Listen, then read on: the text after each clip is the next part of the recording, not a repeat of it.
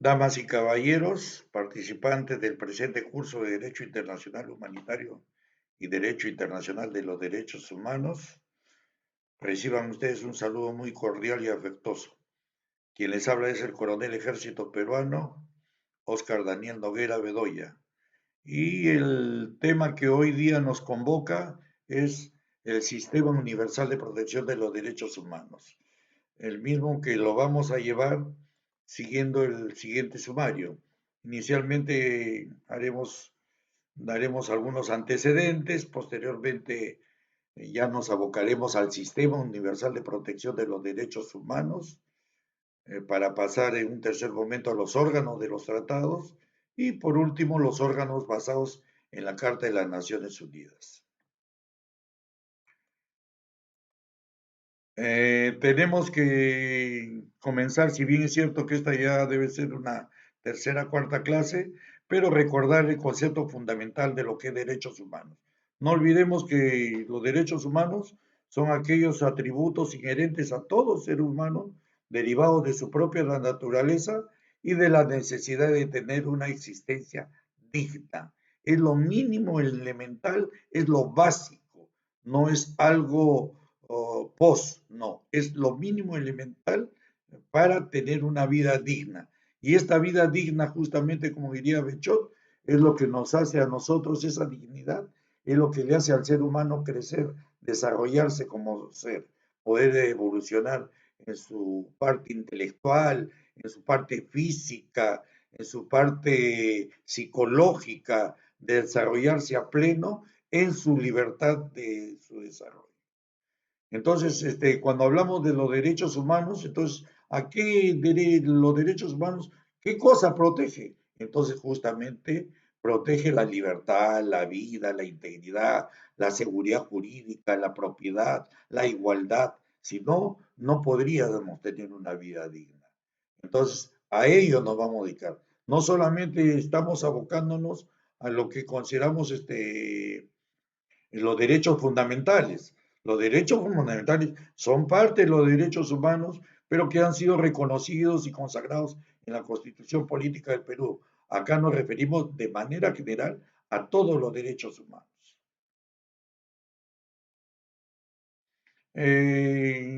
Acá en este cuadro lo único que pretendo es hacerles ver que a través del tiempo, siempre ha habido esfuerzos por reconocer la dignidad humana, por reconocer los valores del hombre, por reconocer, si bien es cierto que esto antiguamente no era como hoy día se concibe, pero siempre ha habido desde esa perspectiva, desde esa cosmovisión de aquella época, siempre ha habido un interés por ir valorando al ser humano.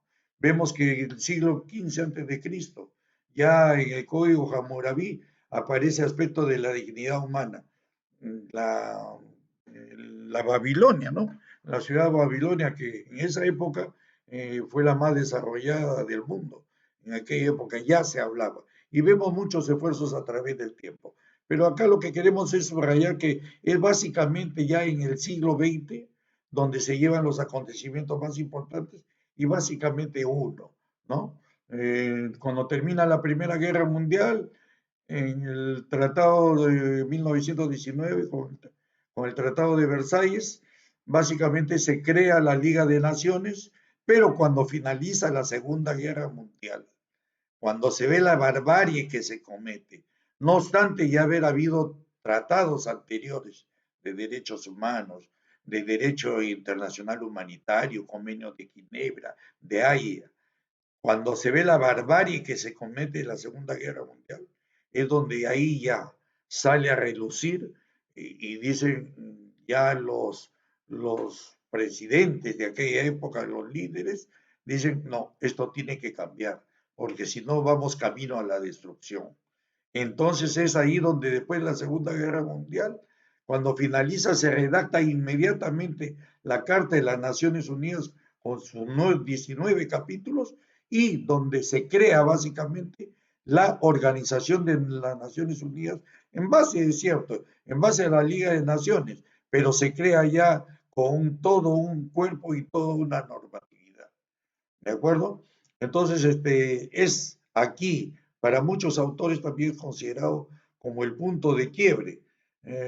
Carlos Nino, en su publicación que hiciera Ética y Derechos Humanos, concibe que la gran invención de los derechos humanos, refiriéndose al siglo XX, es la de este siglo. Y no dejaba de tener razón, porque anteriormente habían habido una serie de esfuerzos, como les llamo, pero si algo evidenció fue la Segunda Guerra Mundial, fue la fragilidad del cumplimiento de todo lo que se había acordado. Hemos visto tanta barbarie en la Segunda Guerra Mundial que tuvo que haber ya un freno y un punto de quiebre. Y es así que se crea, pues, justamente la Carta de las Naciones Unidas y con ello la Organización de las Naciones Unidas. Entonces, esta carta de las Naciones Unidas se fue suscrita en junio de 1945 y entra en vigor en octubre del mismo año. Este documento de creación establece, este documento da propiamente establece en forma clara y se redacta en forma clara los principios, quienes lo conforman, sus órganos, composición, etcétera. Ya establece propiamente es la partida de nacimiento del Sistema Universal de Protección de los Derechos Humanos. Uno de los propósitos de las Naciones Unidas, como bien se subraya, es la cooperación internacional en la solución de problemas internacionales de carácter económico, social, cultural, humanitario, y en el desarrollo y estímulo del respeto de los derechos humanos y a las libertades fundamentales de todos, sin distinción por motivo de sexo, idioma o religión o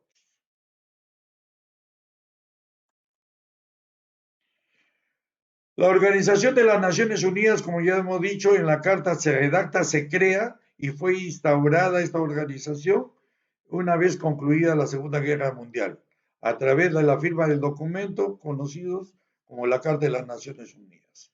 La fundación se concretó el 24 de octubre en la ciudad de San Francisco, California, con la participación de 51 naciones. ¿Cuál fue el objetivo principal? Promover la paz mundial. Y se afirma en la Carta de las Naciones Unidas, porque la Carta de las Naciones Unidas se dedica todo un capítulo para las soluciones pacíficas de la controversia.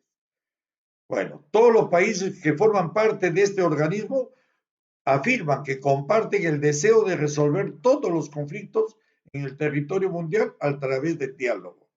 Entonces, esta entidad de carácter internacional es la más importante en la actualidad, que está integrada por todos los gobiernos de todo el mundo, que buscan unir esfuerzos para conseguir buenos resultados en materia de paz, seguridad, progresos, tanto económicos como sociales, cuestiones de raíz humanitaria y derechos humanos. ¿Cuál es la Organización de las Naciones Unidas? Es la siguiente. Hoy en día, tenemos la Asamblea General, que es el órgano principal y es el rector de más alta jerarquía, como en cualquier organización, ¿no es cierto? Después tenemos la Secretaría, el secretario general que es nombrado cada 4 años, ¿no? Cada 4 años se nombra el secretario general y actualmente el secretario general es Antonio Guterres de Portugal, el cual asumió el año 1917 y supuestamente debe terminar el 2021, pero muchas veces ustedes saben que son reelegidos 2 hasta 3 veces. De ahí viene el alto comisionado de los derechos humanos. Este sí es creado en el año 1993. Este ya es posterior, pero ya y vamos a ver que se encarga todo lo relacionado, cómo apoya, cómo asesora todo lo que es los órganos de control y supervisión de cumplimiento de los derechos humanos. Tenemos la Corte Internacional de Justicia, el Consejo Económico y Social, Consejo de Administración Fiduciaria, el Consejo de Seguridad y por último el Consejo de los Derechos Humanos. Este consejo fue creado en el año 2006 y sustituyó a la antigua Comisión de Derechos Humanos que integraba parte del Consejo Económico Social. En otras palabras, subió de jerarquía porque tuvo la jerarquía, recibe la jerarquía de consejo, ya está a ese nivel, Consejo de Derechos Humanos, y cada vez va tomando mayor protagonismo, como vemos nosotros, como vamos a ir viendo. Acá, y esto sí es fundamental, la Declaración Universal de los Derechos Humanos. Entonces, cuando terminó la Segunda Guerra Mundial y se pusieron los líderes y conversaron del riesgo que estaba viviendo, entonces inmediatamente, ¿qué hacen? Juntan y nombran dos comisiones. Una comisión que es la que va a terminar el año 49 y que va a recopilar todos los tratados de Ginebra, los tratados de La Haya, todo, y ahí y salen ya, se aumentan ciertas normas y disposiciones, y otra comisión que es presidida por Eleanor Roosevelt, la esposa del expresidente norteamericano, ¿no? Y la nombran como presidente de la Comisión de Derechos Humanos para la Declaración Universal de los Derechos Humanos. Este comité que se forma, porque ya tenía que hacerse, esta Comisión de Derechos Humanos estaba integrada por 18 miembros de diversas formaciones políticas, culturales, religiosas. Estaba René Bazin de Francia, Premio Nobel de la Paz, Charles Malik, Pen Chun-chan, vicepresidente de la China, habían buenos representantes, dignos representantes de la época, pero la labor que realizan realmente fue titánica. Fue una labor titánica porque plasmar en un documento diferentes cosmovisiones. Imagínense, hasta ahora no hay problemas muchas veces las Naciones Unidas para tratar ciertos aspectos de género. Hay países que ni siquiera quieren participar. Entonces, imagínense el problema y el gran trabajo, pero también la gran voluntad que hubo por conciliar en un documento. Por eso que presentan en el año 46, presentan un borrador, 47 y al final el año 48 ya es aprobada la Declaración Universal de los Derechos Humanos, que aprobada el 10 de diciembre por Asamblea General, ¿no? Por declaración en la Asamblea General, ¿no? Y todos los países miembros lo firman y se comprometen a publicar el texto de la declaración y dispusieron que fuera distribuido, expuesto y leído y comentado en las escuelas y otros establecimientos de enseñanza, sin distinción fundamentada en la condición política de los estados o de los territorios, sin ninguna distinción que fueran explicados ellos. Esta declaración universal, como ustedes bien conocen, tiene 30 artículos y es la madre donde de acá se derivan todos los tratados internacionales de derechos humanos que se han podido llevar a cabo. De acá ha sido la matriz, de acá se han derivado muchos tratados. Actualmente 34, pero los principales, vamos a ver más adelante, son 9. Pero es aquí donde ya se establece todo ese esfuerzo que habían hecho, se materializa en esta carta, en esta declaración, perdón. Vamos a ver ahora el Sistema Universal de Protección de los Derechos Humanos, el Sistema Universal. Entonces, ¿qué es el Sistema Universal ante todo? Son el conjunto de normas sustantivas y procesales. Cuando decimos normas sustantivas, que también llamadas materiales o de fondo, son aquellas que reconocen un derecho o que imponen una obligación. Y cuando hablamos de normas procesales, son aquellas que se denominan instrumentales o adjetivas, y son aquellas las que fijan los requisitos de los actos destinados a componer el probable conflicto que pudiera surgir. Es el que regula el procedimiento.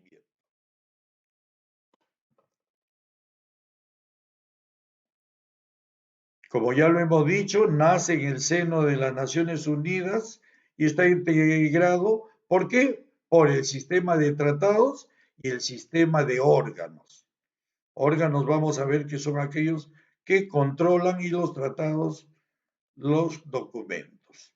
Entonces, el Sistema Universal de Protección de los Derechos Humanos, conocido como mecanismos, adelante, mecanismos de los derechos humanos, tiene dos áreas, los mecanismos convencionales y los mecanismos extraconvencionales.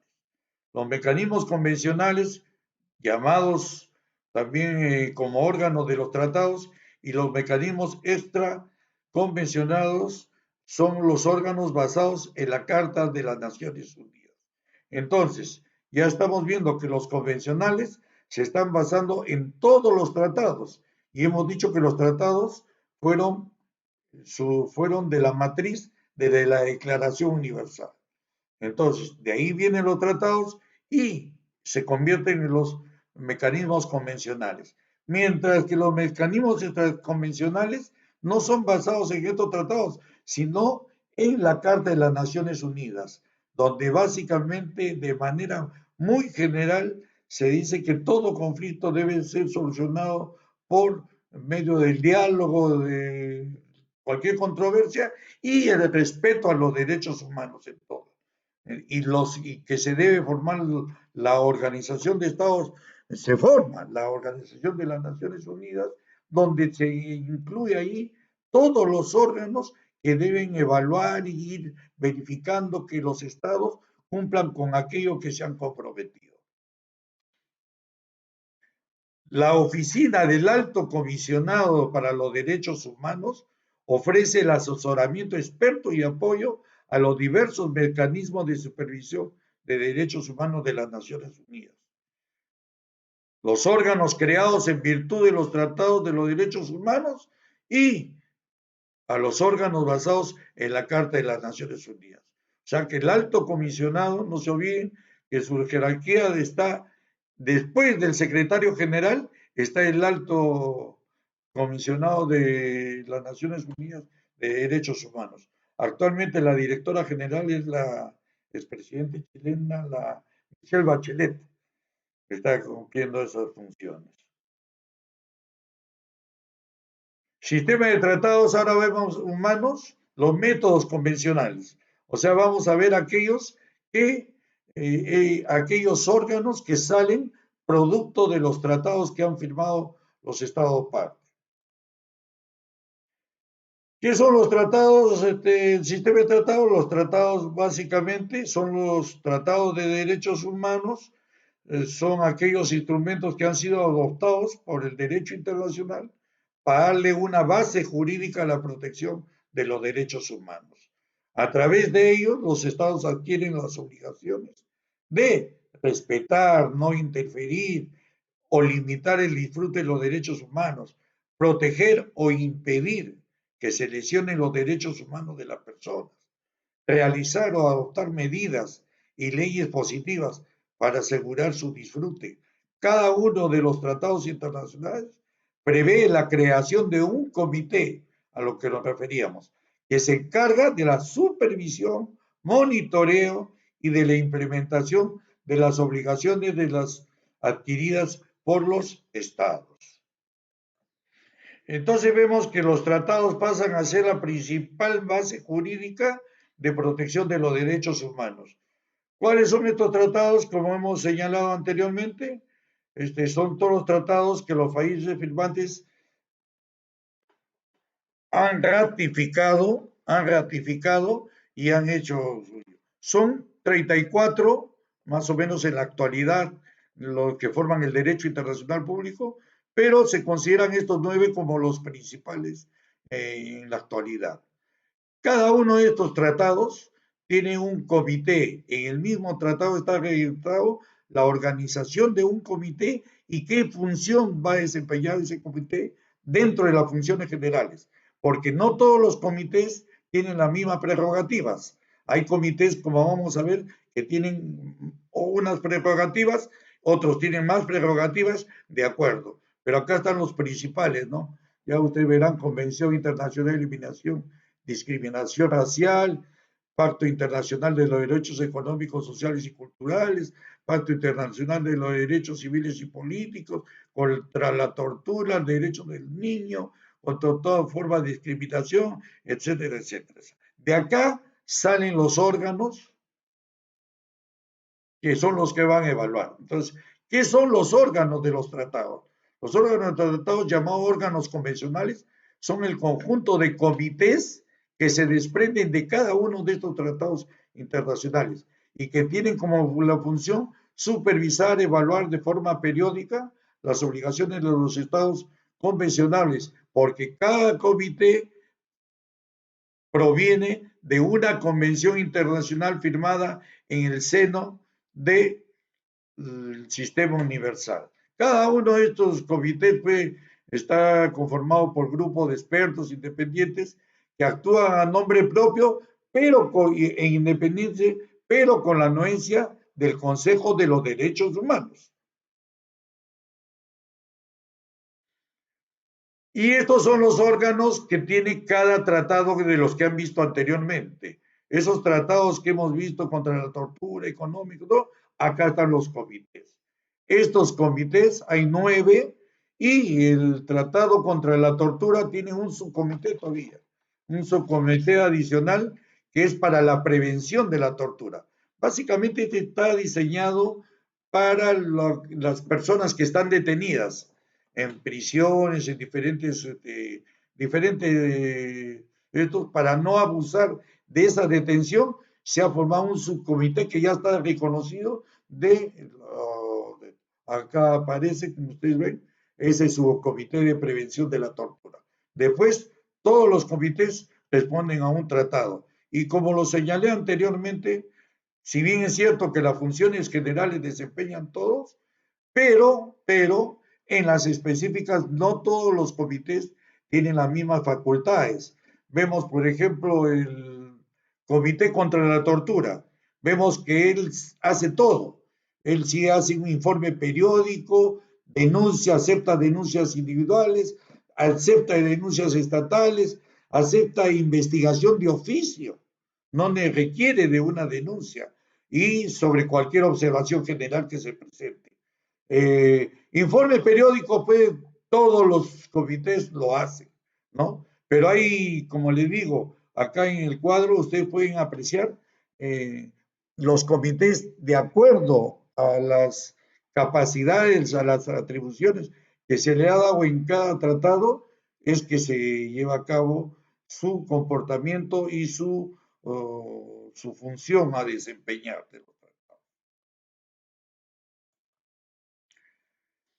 Órganos basados en la Carta de las Naciones Unidas. Hemos visto los tratados, los órganos que han sido en base a los tratados son considerados como métodos convencionales y estos órganos basados en la Carta de las Naciones Unidas son considerados como métodos extraconvencionales. Ya consideramos como métodos extraconvencionales. ¿Quiénes están acá? Acá entre los órganos basados en la Carta de las Naciones Unidas tenemos el Consejo de Derechos Humanos, tiene todo un capítulo ahí en la Carta de las Naciones Unidas. El examen periódico universal, que vamos a ver la importancia que hoy en día tiene este examen. Los procedimientos especiales del Consejo y procedimientos de reclamación que ahora se denominan de Consejo de los Derechos Humanos, que hoy en día se denominan procedimientos de denuncias. Entonces, el Consejo de Derechos Humanos, básicamente, ustedes saben que es un organismo que se crea para hacer frente a situaciones de violaciones a los derechos humanos y formular recomendaciones sobre ellos. Tiene la capacidad de discutir todas cuestiones temáticas relativas a los derechos humanos y situaciones que requieran su atención durante todo el año. Este consejo está compuesto por 47 miembros de las Naciones Unidas, los cuales son elegidos en la Asamblea General de las Naciones Unidas. Este consejo, como ya lo dije anteriormente, fue creado en el año 2006 en representación o en reemplazo, perdón, de la Comisión de los Derechos Humanos. El Consejo de Derechos Humanos es una entidad entonces separada de la oficina del Alto Comisionado de Derechos Humanos. Esta distinción se deriva justamente de los diferentes mandatos que han sido otorgados por la Asamblea General. Sin embargo, esta oficina del Alto Comisionado de Derechos Humanos de las Naciones Unidas presta apoyo sustantivo a todas las reuniones del Consejo de los Derechos Humanos y da seguimiento a las deliberaciones que tienen lugar ahí. La oficina del Alto Comisionado de Derechos Humanos, actualmente presidida por la ex presidenta chilena Michelle Bachelet, tiene esta función: asesorar a todo y brinda un apoyo relativamente a todos los comités y a todos los organismos, al Consejo de Derechos Humanos, a todos aquellos que forman parte de los observadores y que dan seguimiento a las deliberaciones, al cumplimiento de los derechos humanos.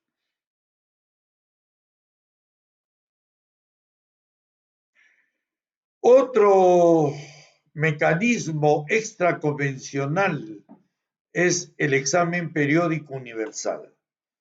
El examen periódico universal es un proceso dirigido por los estados con el auspicio del Consejo de Derechos Humanos, que ofrece a cada estado la oportunidad de declarar qué medidas ha adoptado o puede adoptar para mejorar la situación de los derechos humanos en el país y para cumplir sus obligaciones.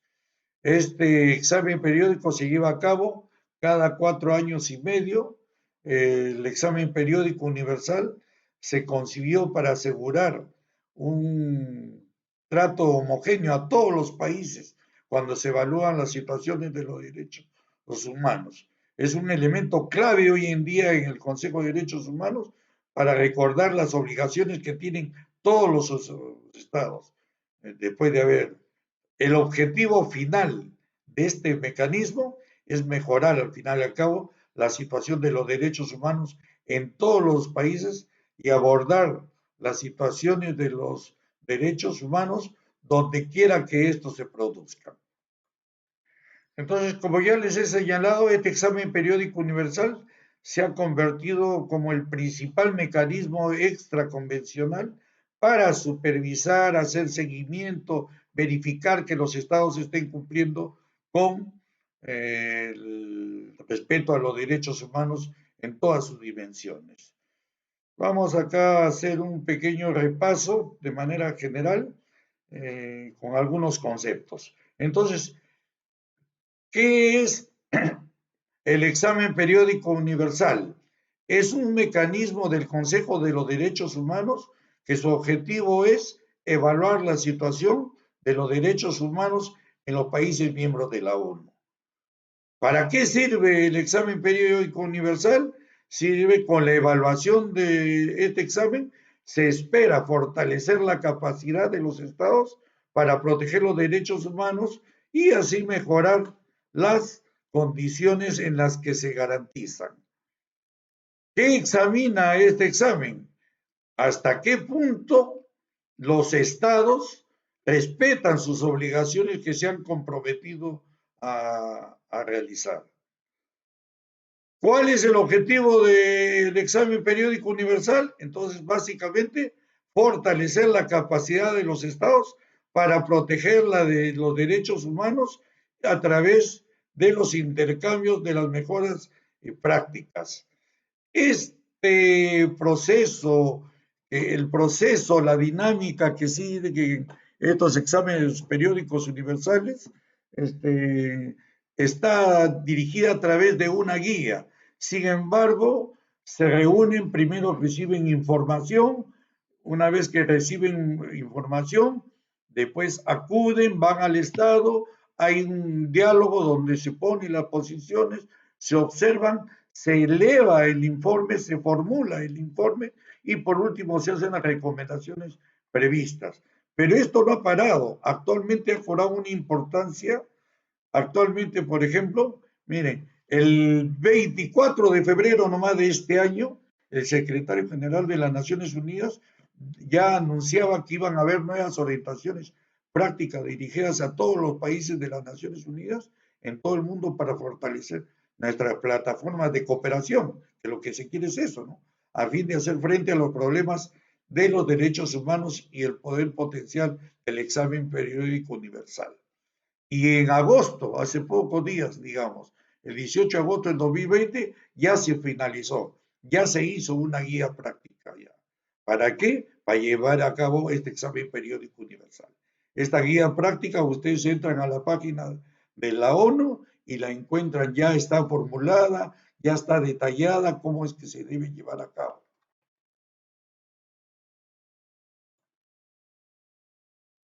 Otro mecanismo extra convencional son los procedimientos especiales del Consejo de los Derechos Humanos. Sus mandatos son para presentar informes y asesorar sobre los derechos humanos que ejecutan expertos independientes en la materia desde una perspectiva temática o en relación con un país específico. El sistema de los procedimientos especiales es un elemento básico del mecanismo de los derechos humanos de las Naciones Unidas y abarca todos los derechos humanos, los civiles, culturales, económicos, políticos. El 7 de octubre, para que vean ustedes nomás, entró en vigor el 7 de octubre, en la actualidad, digamos, está en vigor 44 mandatos temáticos y 11 mandatos de país, perspectivas, examina la situación en cada país específico en materia. Cuando decimos expertos independientes, por favor, es porque se busca a los más conocedores, a los más expertos. No significa que sean, que en forma independiente ellos vayan, no. Siempre tienen que tener la autorización del Consejo de los Derechos Humanos. Y lo hace con una perspectiva temática. La perspectiva temática puede ser discapacitados, ya sea desplazados, migrantes, trata de personas, venta de órganos, poblaciones vulnerables sobre un caso determinado. O sencillamente cuando se puede examinar a un país determinado o específico en materia de derechos humanos. Acá, por ejemplo, se ha puesto, acá, por ejemplo, solamente por ejemplo, es por países. Acá vemos que está Sudán, Angola, Irán. Hay actualmente, le estaba diciendo, hay 44 temáticos y 12 países. Entonces, así es como sea, se da el año donde está establecido y si continúa o no continúa. Como vemos, algunos no continúan, algunos ya desaparecen, incluso hay unos que fueron dados desde que había la Comisión de Derechos Humanos, o sea, está antes del 2006. Hay uno del 1994, 92 y ya los últimos están por el Consejo de Derechos Humanos. Pero esto se sigue dando estos exámenes especiales. Y por último tenemos el método extraconvencional, que es el procedimiento de denuncia. Anteriormente, como lo habíamos dicho inicialmente, que cambió de nombre porque era como reclamo, es de denuncia del Consejo de Derechos Humanos. El 2007, ha tomado otro nombre, ¿no? Como denuncia, y se dio básicamente cuando al año siguiente que se creó el Consejo de los Derechos Humanos, se creó la resolución titulada Construcción Institucional del Consejo de Derechos Humanos, por el cual este procedimiento de denuncia fue establecido para hacer frente a las violaciones manifiestas y probadas, para hacer frente a las violaciones manifiestas y probadas de los derechos humanos y todas las libertades fundamentales ocurridas en cualquier parte del mundo. Entonces, cuando hay una ya manifiestamente probada, porque hay informes, porque hay esto, entonces ya entra este procedimiento de denuncia del Consejo de Derechos Humanos. El procedimiento acepta las denuncias presentadas por personas, por grupos u organizaciones no gubernamentales que aleguen ser víctimas de violaciones de los derechos humanos o que tengan conocimiento directo o y fehaciente de tales violaciones. A diferencia de otros, este es confidencial porque si denuncian particulares lo hacen de manera confidencial con miras a mejorar la cooperación con el Estado interesado. Además, para que no se vea agravado el Estado interesado y con el fin de que pueda resolver los problemas antes de que se puedan salir muy manifiestamente contrarios a cualquier imagen estatal del país. No, acá es de carácter, como todos los demás exámenes que se hace, procedimiento de denuncia permite garantizar que el procedimiento sea imparcial, objetivo, eficiente, orientado a las víctimas y se lleven a cabo de manera oportuna. Con ello, damas y caballeros, brevemente damos fin al tema. Indudablemente que han quedado varias fichas de tintero, por eso vamos a tener un tiempo posterior para aclarar algunas dudas que hayan presentado. Por mi parte, quedo a su disposición para las preguntas pertinentes en su momento. Gracias.